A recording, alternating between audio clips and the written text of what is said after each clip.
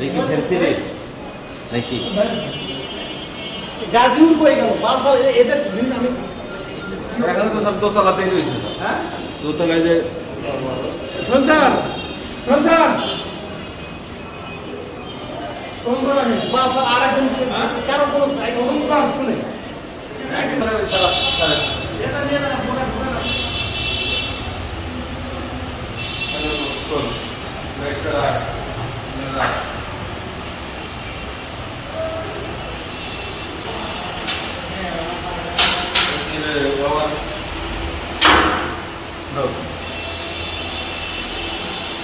আপনার ফল তো মতো অবগত আছেন যে আমাদের বগুড়া জেলা পুলিশ কর্তৃক বিশেষ অভিযান চলমান আছে।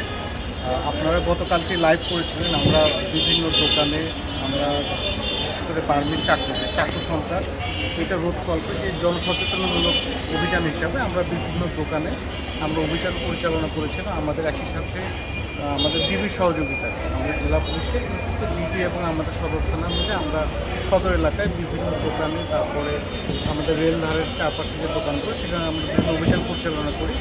আপনারা ইতিমধ্যে জেনেছেন যে আমরা এই অভিযানে আমরা 820 পিস ফোল্ডিং চাকু অর্থাৎ বিদেশি চাকু উদ্ধার করেছি এবং একই সাথে আমাদের যে মাদক বিরোধী যে অভিযান চলমান আছে সেটিও আপনারা দেখছেন যে আমরা ইতিমধ্যে গতকাল রাতে অভিযান পরিচালনা করে 100 বোতল আমরা পেন্সিলের উদ্ধার করেছি।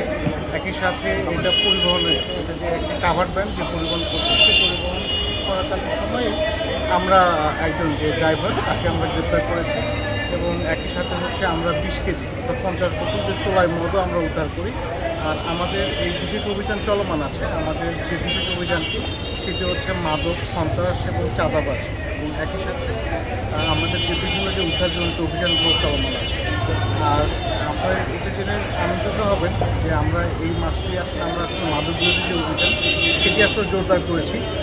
ইতিমধ্যেই আমাদের সদর থানাতে আমরা বিভিন্ন অভিযানে 27টা মাদক মামলা রুজু করেছি।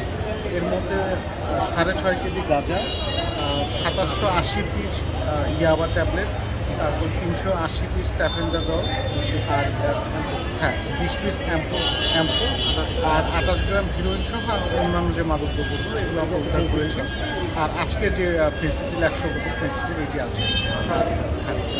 আর আমাদের যে উদ্ধার অভিযানগুলো সেটি চলমান আছে। পাশাপাশি আচ্ছা, একই বিষয় বলে রাখি যে শুধু মাদক অভিযান না, আমরা বিভিন্ন যে সিসকে চোর এদের বিরুদ্ধে আমরা আসলে অভিযান পরিচালনা করছি, গঠনিক অভিযান পরিচালনা করি। আমরা এই অটোটি উদ্ধার করেছি এবং অটো চোরেরা যেখান থেকে ব্যাটারিও বিক্রি করেছিল একটি দোকানে, সেই দোকান থেকে আমরা অটো ব্যাটারি উদ্ধার করেছি এবং এই চুরির সাথে জড়িত 3 জনকে আমরা গ্রেপ্তার করতে সক্ষম হয়েছি।